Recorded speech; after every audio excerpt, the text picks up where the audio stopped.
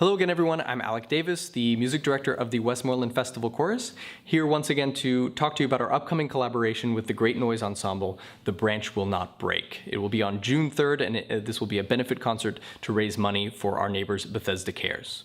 If you haven't done so yet, go back and check out our first video that we put out, which is all about the first piece on the program called Aire by Osvaldo Golijov. Whether you are interested in medieval folk music, in Spanish romance, in computer-generated effects that are applied live in performance, or the historical significance of the coexistence of cultures in late 15th century southern Spain, there is something in this piece for you. You will love it. On that note, you'll want to watch for the video that's coming out this coming Sunday. Lena Cycli will be here to join me for a video where we'll talk a little bit more about that piece. Right now, however, I want to talk about the pieces that are slated for the second half of the program, which go very much hand in hand. Almost an entire year ago, when Armando and I had started planning this event, we had discussed like 30 different options for the main collaborative piece between the Westmoreland Festival Chorus and the Great Noise Ensemble. We finally landed on Christopher Cerrone's The Branch Will Not Break, the title of this concert. It's a setting of several texts by the American poet James Arlington Wright, who I had never heard of before this, but with whose texts I am now obsessed. This piece was premiered only 2 years ago, and it was originally written for chamber orchestra and a solo octet of singers using microphones. The score says it's optional to do it with a small chorus. Yes! So we were happy to take that option. But we quickly found out why it's generally done with professional soloists. This piece is hard. I mean, we have been rehearsing our voice boxes off and counting until our brains melt for months. And we're just now getting to the point where all these incredible colors and hidden meanings are revealing themselves to us.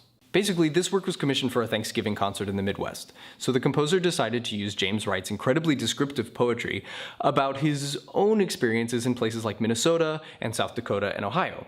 These poems, at first glance, are gorgeously descriptive of nature. But unless you read them entirely, they kind of blend in with other poets' observations about nature.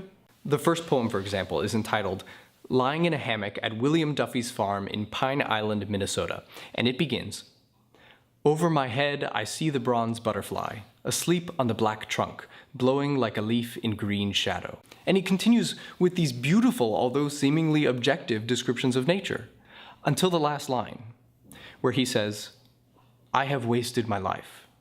And in the music it's repeated like 4 times. The first time I read that, I flipped out. All of a sudden, I wasn't thinking about all these wonderful things that he had just described, but I was thinking about the mindset of the person who was saying them. These things are being noticed by a real person with a past, with heaviness, with regrets, and it changes the entire meaning of everything that's just happened. Somehow the realization of what could have been and what could be has changed the perception of what is now. The rest of the movements follow suit. There are 7, by the way. Each of them are their own stories of nature and of family and of optimism or of depression. Each of them that can change at any one point when this moment of realization strikes and changes the entire tone. This emerged as the main theme of the concert. Ready to take it one step further? As people in society, we are constantly making observations. But how many times do those observations really and deeply affect how we think, much less how we act? How often do we actually go through life using up our own time, never actually stopping to think how that time's being used, or how fabricated our anxieties actually are, or how ignored the real important things are? If watching horses in a field can make a profound poet question his entire existence, then there's really no telling what we can't have an epiphany about. So in our concert planning, this worked. The first piece depicted this juxtaposition of cultures, whose peaceful existence many would say is impossible, while the final piece shows that at any moment, noticing things can change your perspective. Both of them evoke questions that in one way or another are answered by Bethesda Cares, which seeks to end homelessness in our community, which we will talk about in yet another video. All we needed was a way to bridge everything together. But after looking for a piece that would do just that, instead I decided to write a piece myself. That piece, which will be receiving its first public performance at this concert, is what I'll be talking about in tomorrow's video. I hope you'll watch for it, and in the meantime, go check out the Facebook event page and invite someone who you think would really enjoy this concert.